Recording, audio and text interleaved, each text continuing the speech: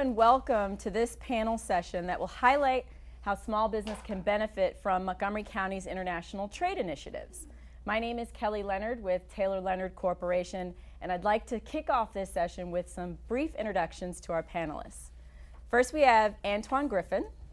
Antwaun is the Deputy Assistant Secretary for Domestic Operations within the U.S. Department of Commerce, International Trade Administration.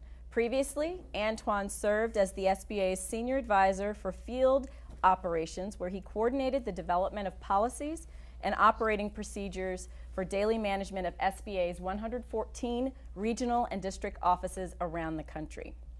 Next, we have Jessica Reynolds.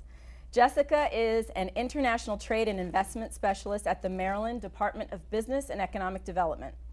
She's currently serving as regional manager and is responsible for India and Africa for the Office of International Investment and Trade at the Maryland Department of Business and Economic Development.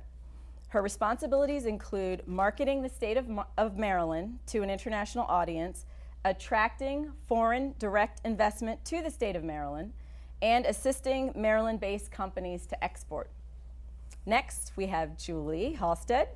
Julie is the Vice President of Business Development and Operations at Electro-Media Design.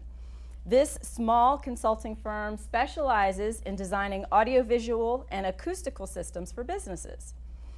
Julie is responsible for growing the business domestically and internationally. Prior to joining Electro-Media, Julie spent 30 years in the real estate industry, specializing in hospitality and working for real estate investing consulting firms in the DC area as well as in Dallas. Next to her is John Malone. John is General Counsel and Vice President of Quality and Compliance for WTS International Incorporated, one of the world's leading leisure firms based in Rockville that designs, manages, and runs spas for world-renowned hotels, resorts, luxury high-rise buildings, and country clubs. As General Counsel, John provides continuous support for corporate governance, business organization, and international expansion, including the creation of foreign subsidiaries and structuring international transactions. And then we have Shobana Sharma. She's the President and CEO of Environmental Management Services Incorporated and Millennium Biohaz Services, a Rockville-based firm which specializes in toxic and medical waste disposal, recycling and environmental remediation, and cleanup. Shobana has over 25 years of professional experience and has directed major government and industry contracts.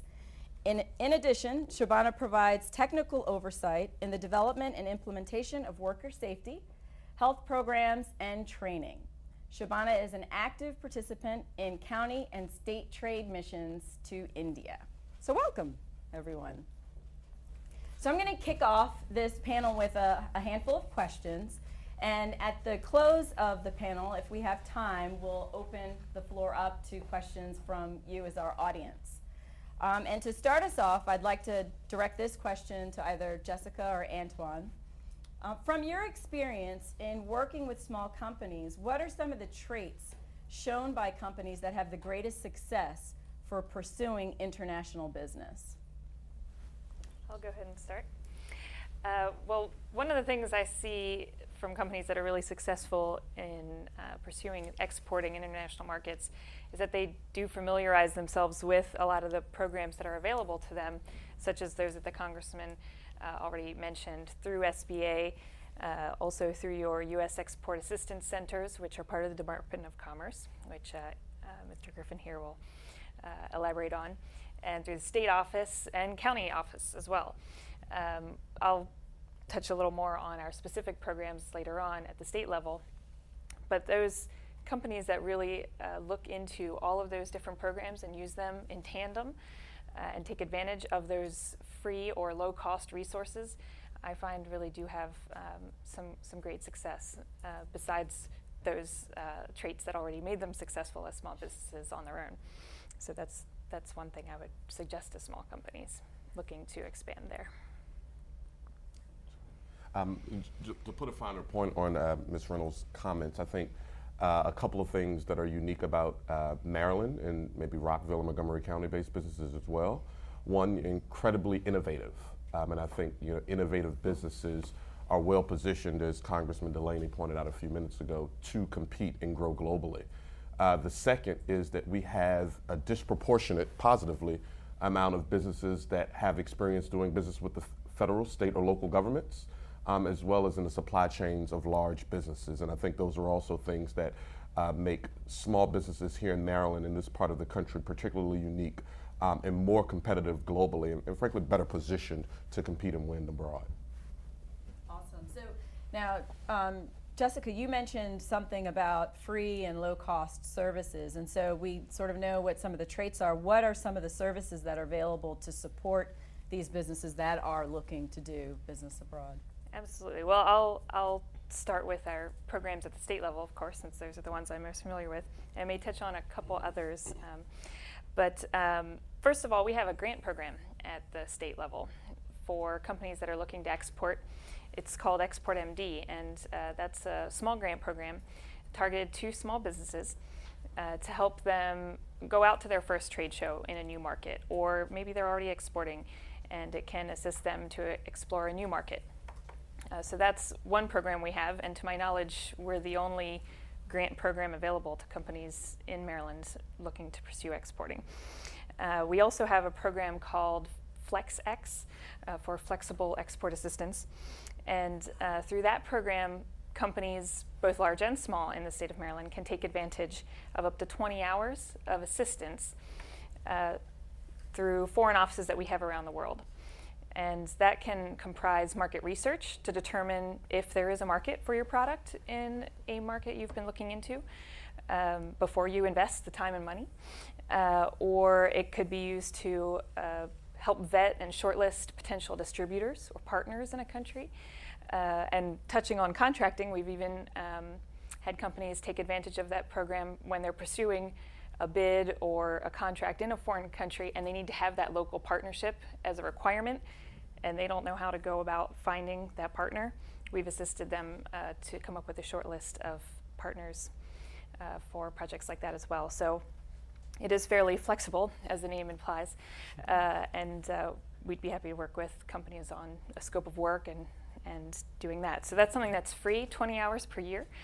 The grant program is also free. There's a little more work in that in terms of that, doing the application and working with us, but there's no cost to apply for either of those.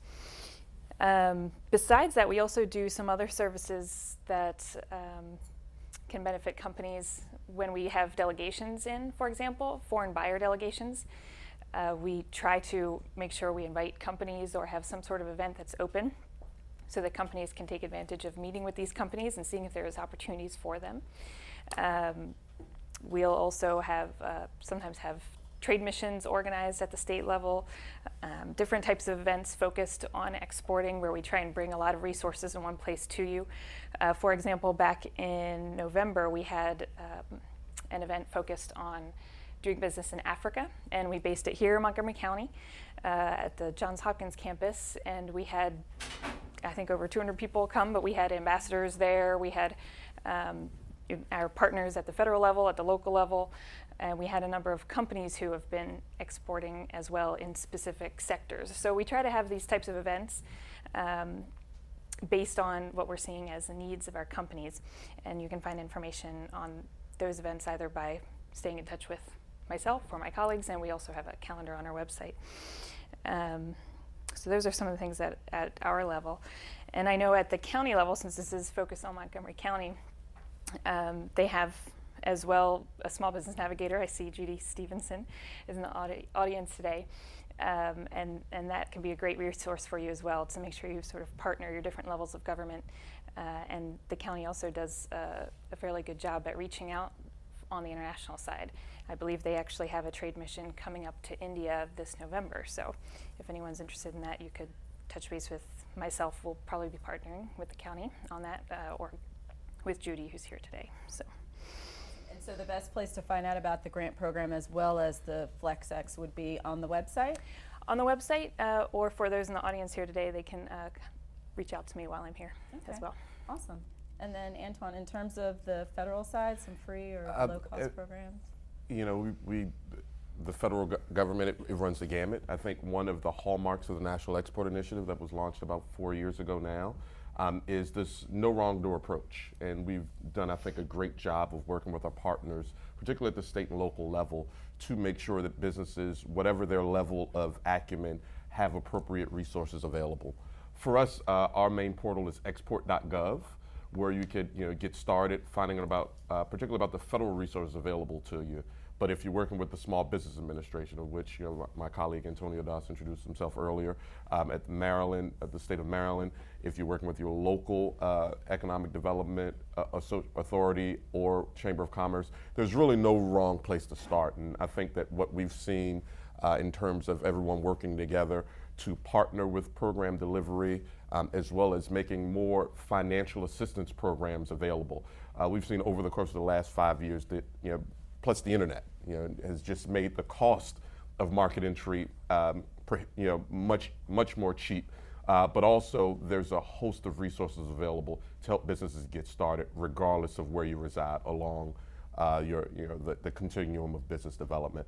But again, for us at the Department of Commerce, export.gov is usually the first place we recommend folks stop, because there you can get an actual self-assessment or evaluation for just where your business is in terms of your export capabilities, and obviously it points you towards any number of resources, both at the federal, state, and local level. Awesome, thank you.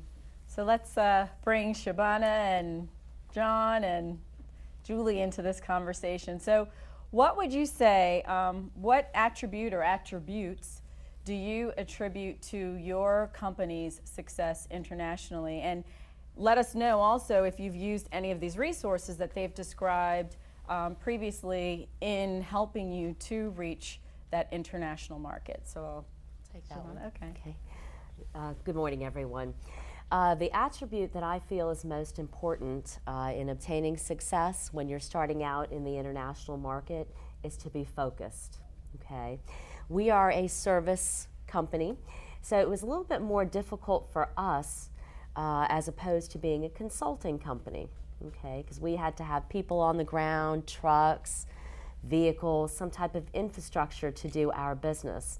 As an IT consultant, somebody in cybersecurity, or what John does, it may be a little bit easier for you than it was for us. We were a participant in Governor O'Malley's trade mission a few years back. We did receive assistance from the U.S. Department of Commerce, from the state of Maryland, and also locally through the counties. So the resources are fantastic. The grant program, very easy. We were a grant recipient, so that was very helpful to us. I'm of Indian background, so going to India was something that I was interested in. I found many roadblocks when I got there, just due to the way the country is set up, the way things work over there. Being an outsider in the country is something you also need to consider. So I would say focus your energy on the service or the consulting aspect that you're most interested in. Use the resources, the meetings from the Department of Commerce, Maryland DBED, the county, to set up meetings. We had about 13 to 14 meetings that were set up with different companies in India who were somewhat in the environmental field. That allowed us not only to investigate what options we had over there for our business of waste management, but it also encouraged us and gave us other ideas for other types of business work that we could do over there. Okay, so maintain focus, go into international trade with a single mindset of really what you want to do versus finding 15 or 20 different things to do. So that's my suggestion, focus. Awesome. Thank you. I wanted to add to that we are very focused. We're a niche company. We do audiovisual consulting. And we went overseas at first because our domestic clients took us there when the economy wasn't doing so well here. They were building hotels and other buildings over there, and so our expertise went over there with them. And we've been fortunate to work on some projects in India with some hotel companies, and we haven't gone to China or other places. We've done the Middle East. It's been a slow growth since 2008, and as you said, you really have to focus on what it is that you want to accomplish to have the services that they offer best help you, and have a good strategy in place before you go over there, because there are so many nuances and differences in the way they do business. And from our perspective, even like the audio-visual design and the construction process is different. So even the designs that we send over there, they don't get implemented the same way. So we're trying to develop new processes and put people on the ground there that we didn't think we had to, because we're a consulting company, right? So we do video conferences at 5 a.m. or whatever. We're used to doing that all the time for staying connected, but we didn't know that we would have to have resources on the ground. So now we're trying to find out how to successfully achieve that.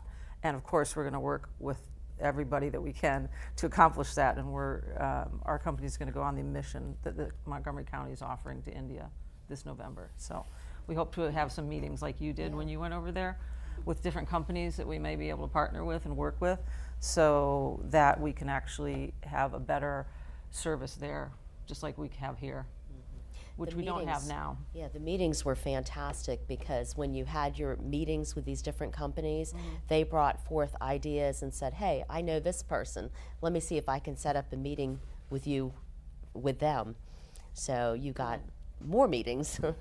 So that's the key. That's what we're hoping to do, network on the ground and with your support. And I think it'll be a great way to find out how to accomplish that goal of getting people there to partner with. And just learning, because I mean, Jeff, who's the one that founded Electro-Media, the cultures are so different. You have to be very respectful, and the time frames are just so different that you really have to invest time and focus on going over there, because it doesn't operate like it does here, and you have to have the patience to say, all right, do I want to deliver the same service here that I deliver there that I deliver here? Okay, how do I accomplish that? And it takes years. And as your company, you said, we were talking before, his company went into China in 2003, I think you said. And so, you know, it just takes time. We started in 2008, but the sources of help, we're so lucky to be here in Montgomery County, I swear, because they have everything available. I mean, you just Google, you want this? Okay, fine. You get the name of somebody and you call them and they're like, okay, what can I do for you? I'm like, great. So, thank you. And, you know, we found sort of combining those two thoughts of the focus side and understanding is having an appropriate plan of what you want to do in those markets. Sort of carrying on her point, we have products here domestically that we sell to our clients. You have to understand what you want to sell in those foreign markets and how to best use the resources that you have, because they might not understand even terminology-wise what you're selling. You think that it's a given that when you say management consulting, that means one thing. To the international clients, it might mean something totally different, and something that they're not really interested in purchasing or providing or using service providers to help them with. So really understand what you're selling. I think having a plan is the most effective tool that we've understood.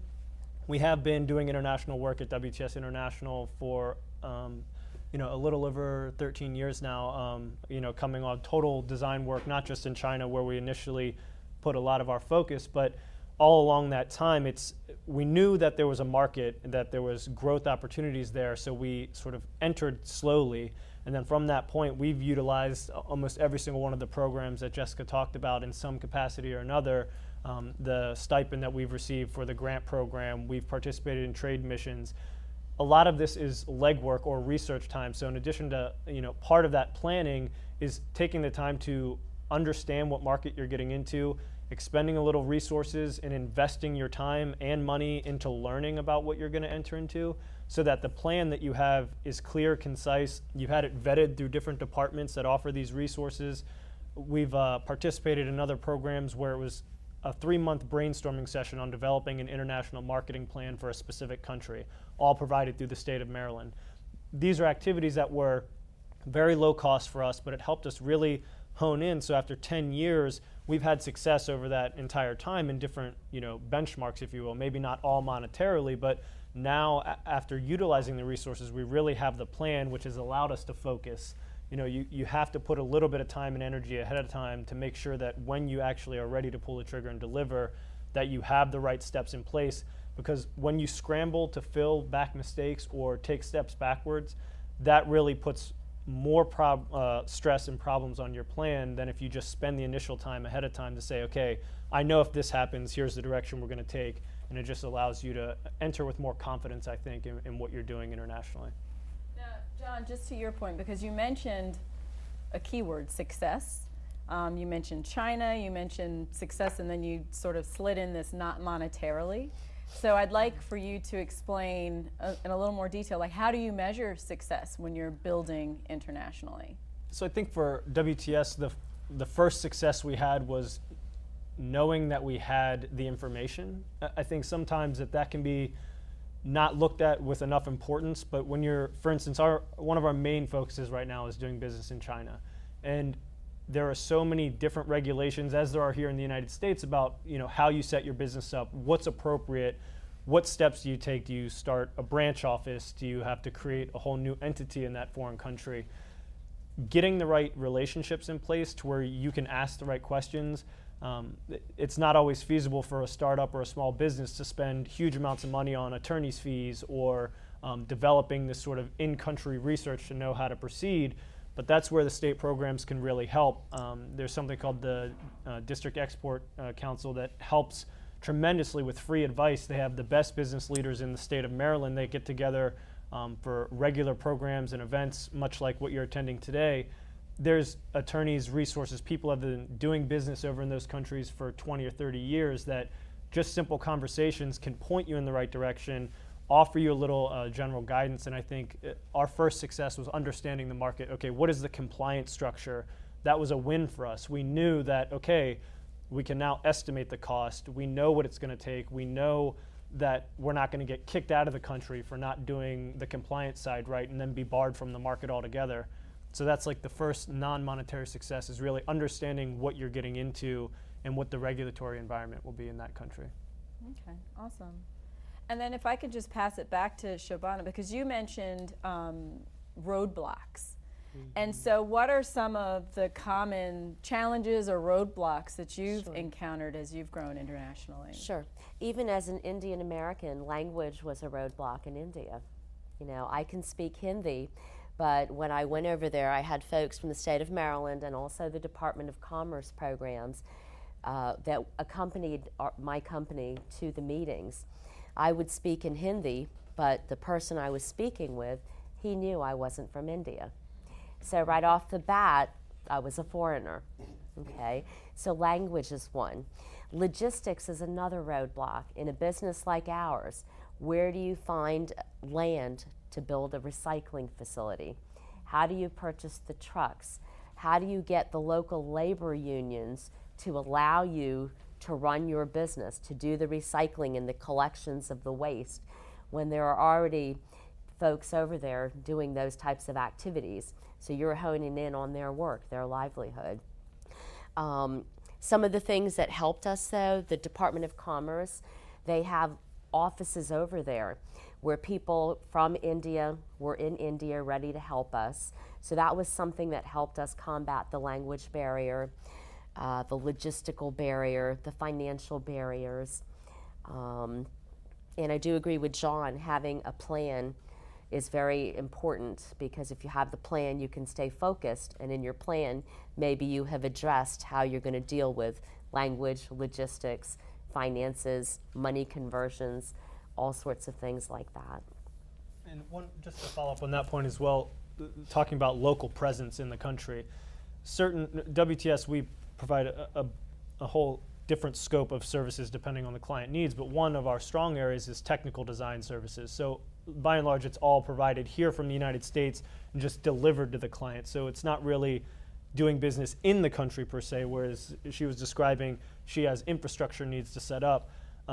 One of the resources, again, that we found through the state of Maryland and also the federal government side is vetting these partners or people that we're considering doing business with or having relationships in the country.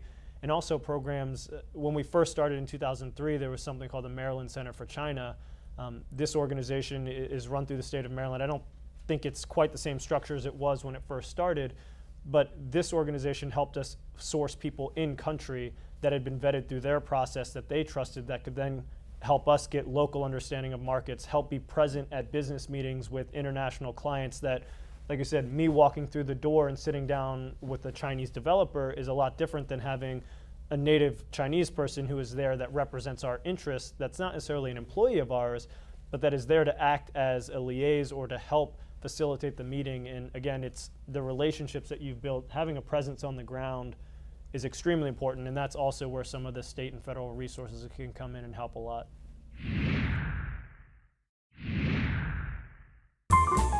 Did you know that you can make a donation to support our educational training and community programs when you go shopping online? Through the Good Shopping program, participating stores will make a donation in your name to Montgomery Community Television, Montgomery Community Media. There are over 2,400 participating online retailers. You can make a difference today by registering at goodsearch.com/choose cause. Please enter Montgomery Community Television as your charity when you register.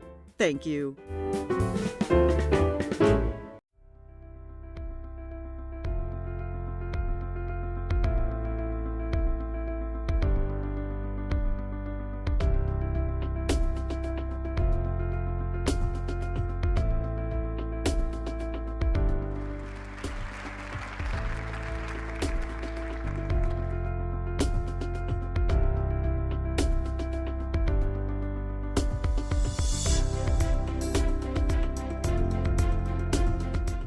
First sale.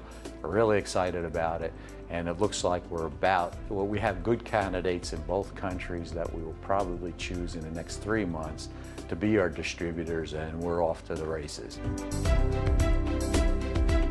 We honestly do have great quality products, a superior company, and we've had the help of the commercial service, and we just know that people need our products in other countries, and we'll be glad to sell them to them. Absolutely. It'll be one of the best experiences you'll ever have in your life.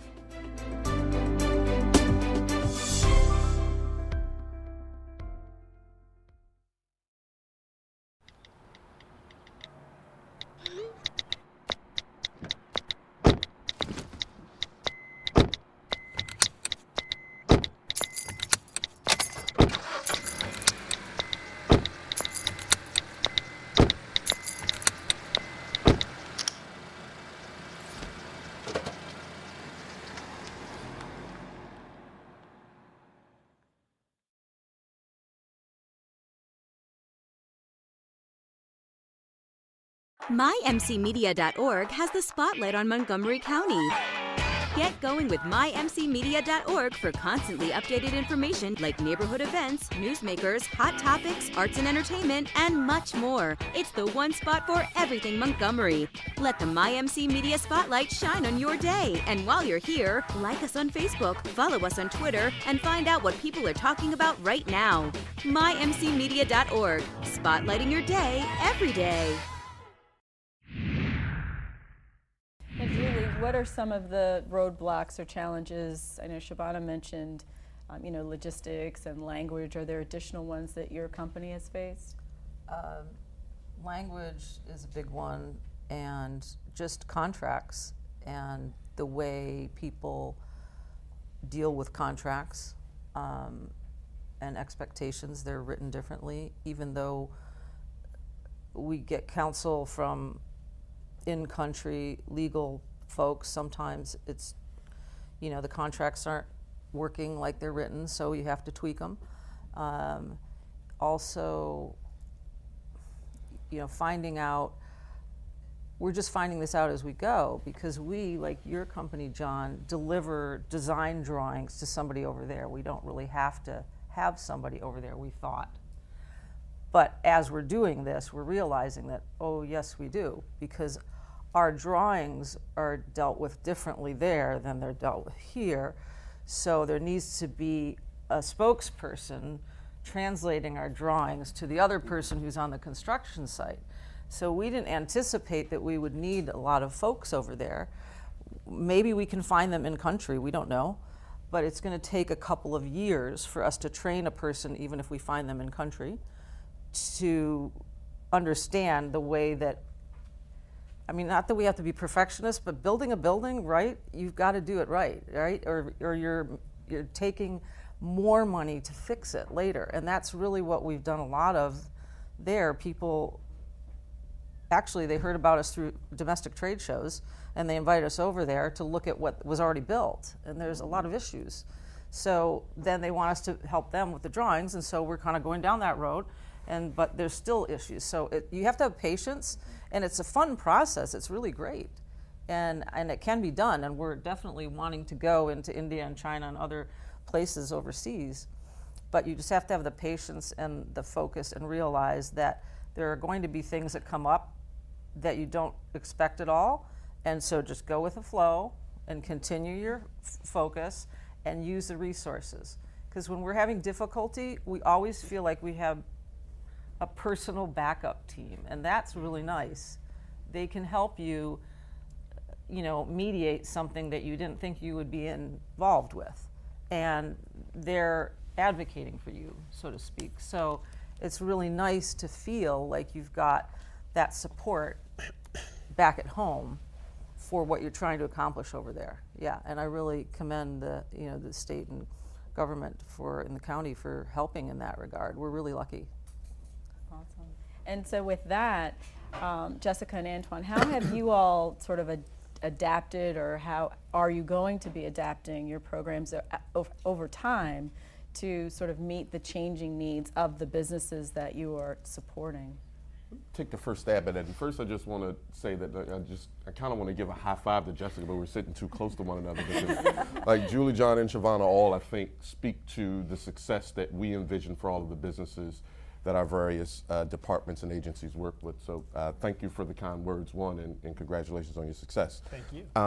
Specifically, we at the Department of Commerce sort of manage at International Trade Administration. We manage this international network of trade professionals, and I think some of the assistance they're talking about in terms of market intelligence, helping you figure out the best market for your particular service or product.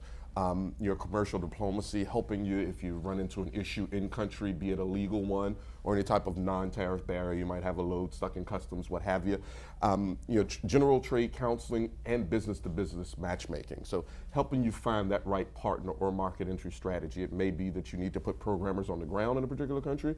It may be that you need a foreign buyer or distributor to enter in a joint venture with. But these are all things that our individual counselors, both here in the United States through one of our export assistance centers at Commerce or at the Maryland Department, can help businesses with. And then obviously, our the Department of Commerce at the federal level, we are blessed that we've got this incredible international footprint that help you in country as well, be it with translation services or managing those individual business-to-business engagements. So that's sort of at the core of what we do. How we're really changing it, I'll say a couple of ways.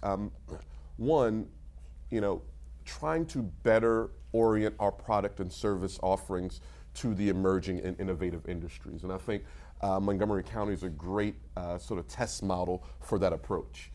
Increasingly, we see the U.S. economy being more service-based.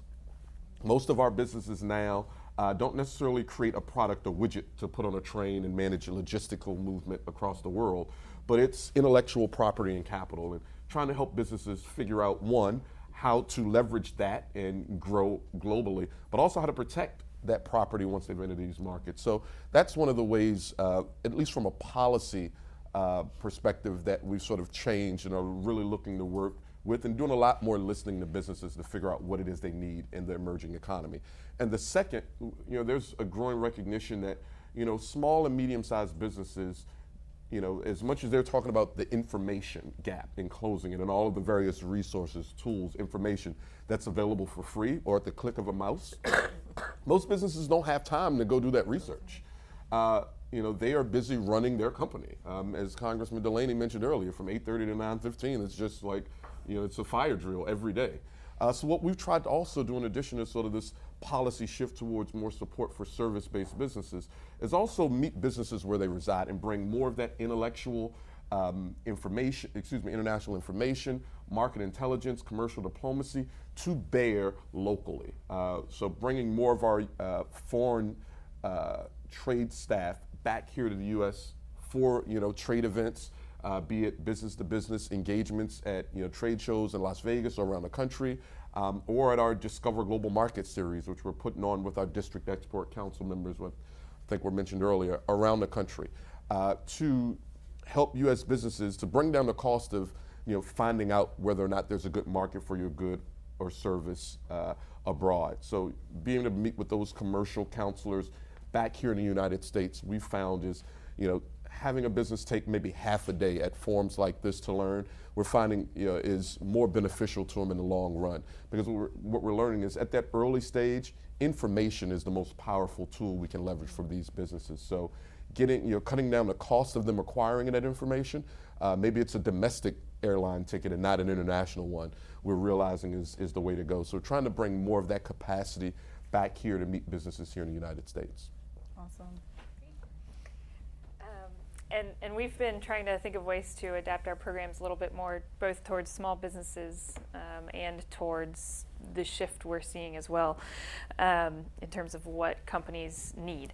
So first of all, our grant program I mentioned, in the past we've had some qualifications on that in order to become qualified to apply that we've actually removed. Just in the past year we took off a requirement that companies be in business for 1 year, because we had a lot of brand new entrepreneurs coming to us that were planning their company to be export oriented from the beginning.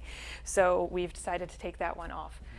We also in the past have had profitability requirements, but specifically because of the innovative types of businesses we have here in the state in biotechnology or in cyber that require a huge amount of investment in the very early years, sometimes for many years, companies just don't always have that profitability that they can put on a statement. And so we've decided to take that one off so as to further encourage these companies to still pursue exporting.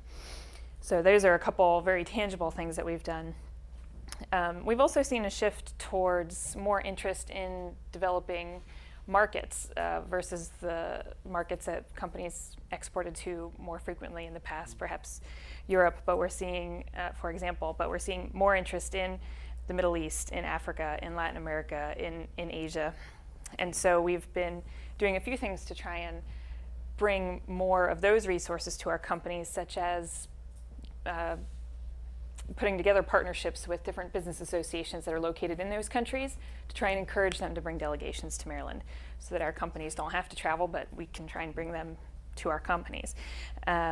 Identifying new trade shows for the state to explore and bring some companies with us to at a subsidized cost to the companies. We have some that we've gone to on a regular basis, but for example, just in the past couple of years, we started attending Arab Health, which is the second largest health and bio show in the world, I believe, after Medica, which is in Europe, which we did for many years, but now looking into one in a developing market. And we've also opened new offices. We opened our office in the UAE and in Africa, both in the past 2 years. And Brazil, I think, is also fairly recent, 2 or 3 years. So we're trying to address those needs companies have as well. And of course, working with our partners and seeking more partnerships, like I said, with chambers or with business associations. We already have a great partnership with the federal government and with local governments, but even expanding more into local government as well. I actually come out to Montgomery County about once a month to try and meet with companies, because our office is in Baltimore, so try and save everybody the drive and make it a little easier for you to meet with, kind of hit 2 birds with 1 stone, if you will. You can meet the county representative at the same time you meet with me, and actually I know the county also brings in representatives from the U.S. Export Assistance Center, which is also based in Baltimore, so sometimes you can meet with all 3 levels of government in one day and get all the information you need in a 1-hour meeting. So those are some of the things we've done to try and address the needs of small businesses here in Montgomery County.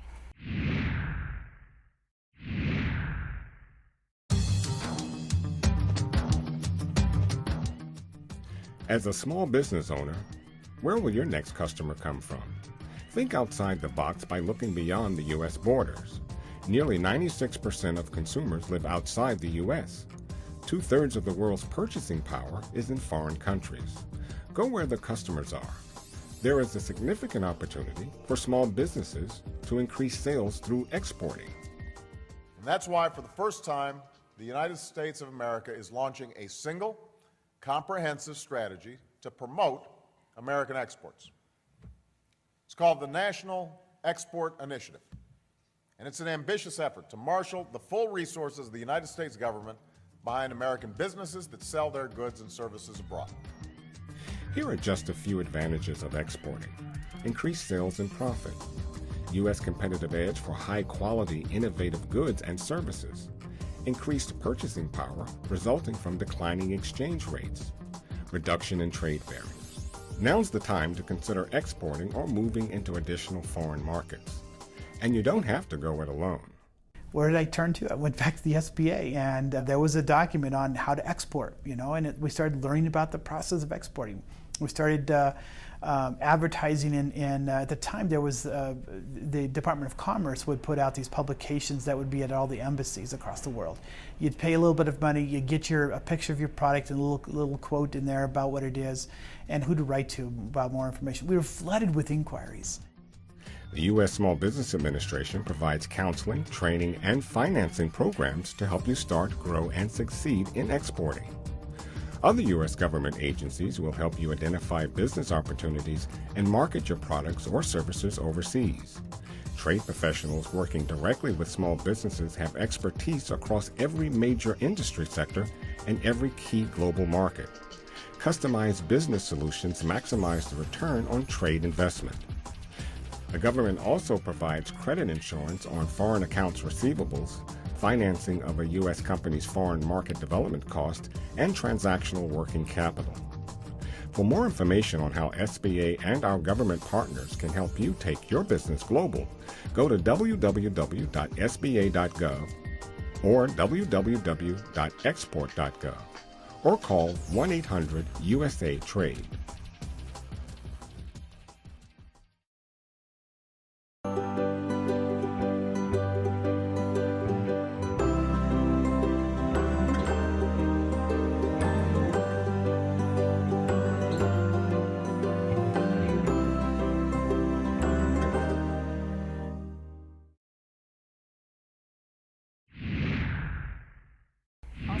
As you all think of questions, if you'd like to just make your way to the mic and we can start taking some questions from you all as the studio audience as well. One of the things that I want to double back to, Jessica, is the point that you made with regard to Africa. We know, lots of countries inside of Africa, and it's a continent that's just rich with resources and sometimes overlooked in terms of when you think of international trade. And so to you and Antwaun, I would love to just get a better sense of, are there certain countries inside of Africa that are more responsive or have lower barriers of entry for the small business community to do work with? I can note a couple things. Maybe we'll go back and forth. So yes, Africa is a continent, not a country. And so there are many different markets in Africa. However, luckily, I'm actually seeing the companies are coming to me, and that's where I'm focusing my demand is based on where the companies are already seeing opportunity. To that end, I will say that where I'm seeing the most interest and therefore we've been focusing our efforts as well, do tend to be, probably because of language issues, more of the English-speaking countries. It's a little bit easier, I think, for companies, American companies, to go into. There's less of the established relationship with, let's say, French companies that are already in there. There may be more English-speaking or American other companies in there for our companies to partner with. And we did base our Africa office out of Nigeria, in part because of the huge opportunities there. I think it recently surpassed South Africa as the largest economy or fastest growing economy. I don't remember the exact statistic, but in Africa. And so our office is based there, but we also cover a number of other countries, and other ones, for example, Ghana is one that there's a lot of interest in part because their business regulations, et cetera, they're a little more stable and easy to do work in. There's a number of American companies already doing work there. Those are a couple that come to mind, but. I'd also mirror Jessica's comments. You know, just in this last budget year, we have dramatically increased the Department of Commerce's commercial footprint in sub-Saharan Africa, and you know, where we avoid or sort of go around at our own risk and peril, because like I said, it will represent the fastest growing part of the global economy for the next decade. And I want to mention just one more thing that the commercial service offers is country commercial guides.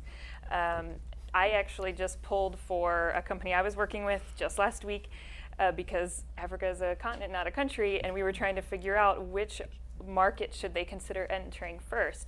So we had a discussion, and I got a little bit of a sense of what they were looking for and what was important to them in a market. Selected a few countries and was able to pull these country commercial guides for those specific countries that are put together by the Department of Commerce. And by looking through those, you can see by sector, what's it like doing business there? How might you structure your business? And what sectors are there a great opportunity in? And in looking at those, even just skimming over, you know, a few minutes, you can see that, oh, okay, in this country, your product, they have a really strong local market for that product. So that might not be where you want to enter first. This one, they really need it, you know, and it came out there. So and the easiest way to search for those is just country commercial guide and the country or countries you're looking for, and those come right up. And so that's a great resource that you can just go home and pull up right away. So. Awesome. And so, Antwaun, just to, because I saw your face sort of light up in terms of, you know, just what's taking place in Africa and the economy there. What is the Department of Commerce doing to create sort of the next wave of U.S. exporters? And is Africa, it sounds like Africa is a big piece of that, but are there other countries or continents, for that matter, where you're expending a lot of resources? We are seeing both you know, commercial growth and again, our infrastructure, our foreign infrastructure is growing both in sub-Saharan Africa and Asia, particularly Southeastern Asian countries. Again, these are, you know, emerging economies, and you'll see, and you know, there's been a lot of talk these last few months about a couple of big trade agreements that are in the offing. One is a Trans-Pacific Partnership, which is meant to help us with, you know, opening more doors for business in those countries in the Asian Rim.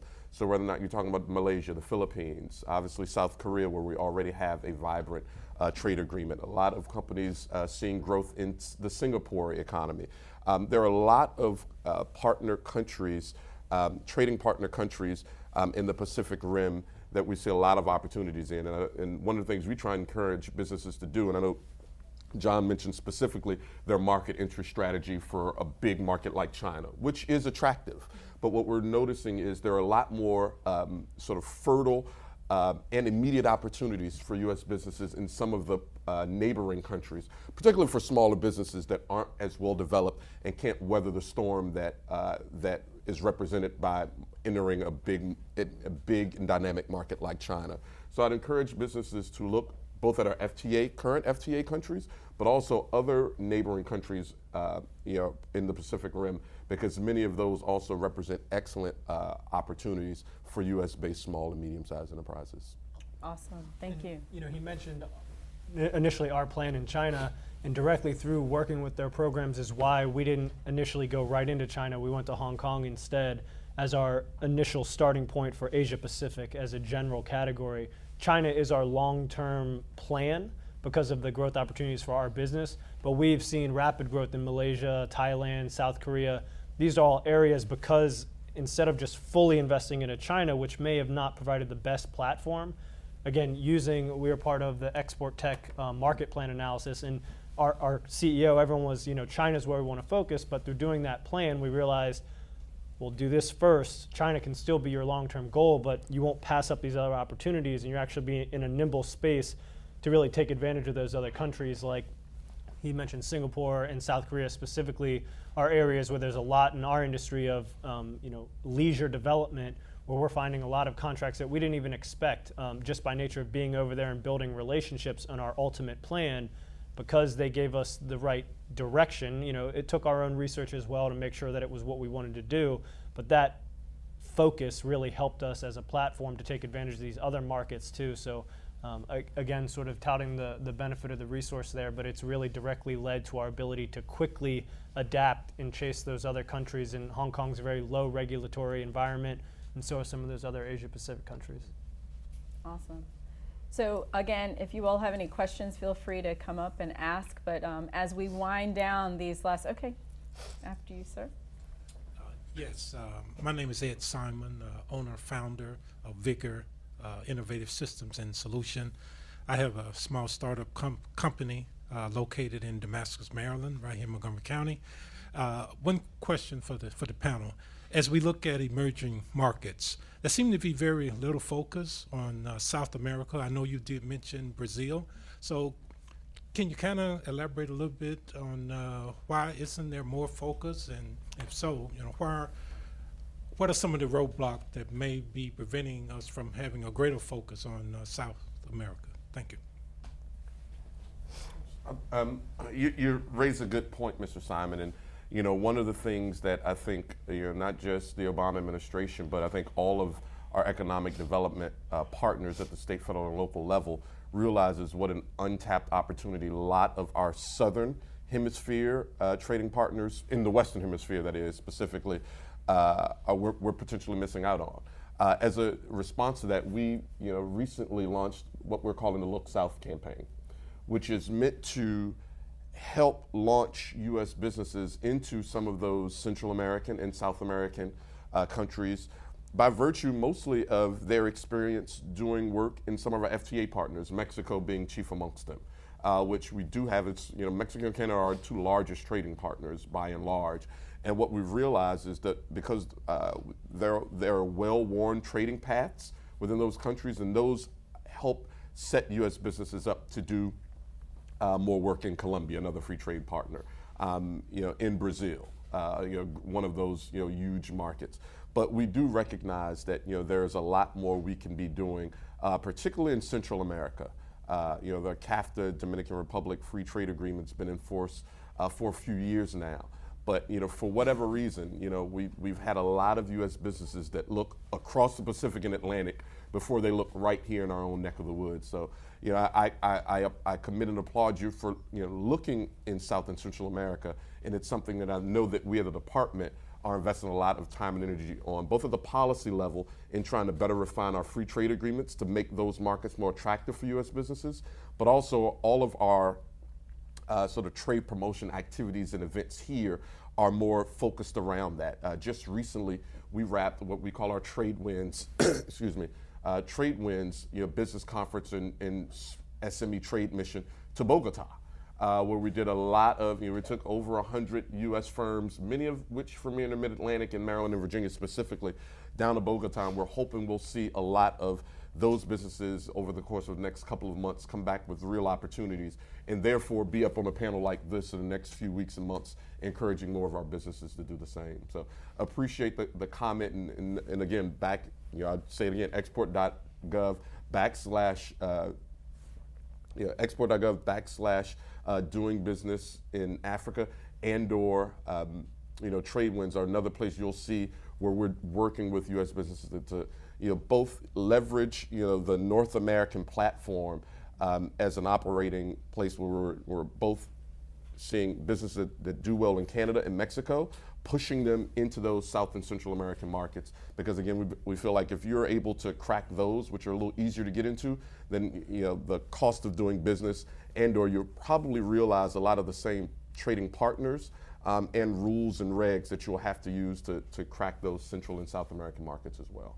Awesome. Well, thank you. We've come to the end of this particular session. Time flies when you're having fun, right? So Antwaun, Jessica, Julie, John, Shabana, thank you all so much for taking time to just spend with us to share your experience and expertise. They'll be available after the event to exchange contact information, so be sure to visit the websites, check into the resources that they provided, and we look forward to seeing you all overseas. Thank you. Thank you for having us.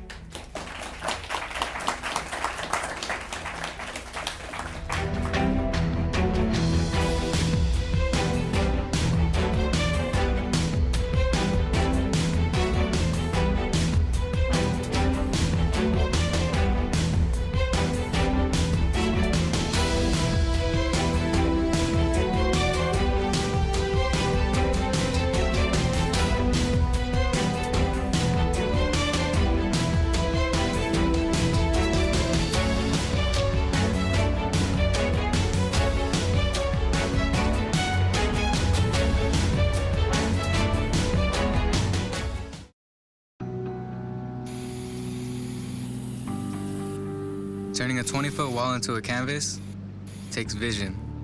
So will getting into college. I've got what it takes. So do you.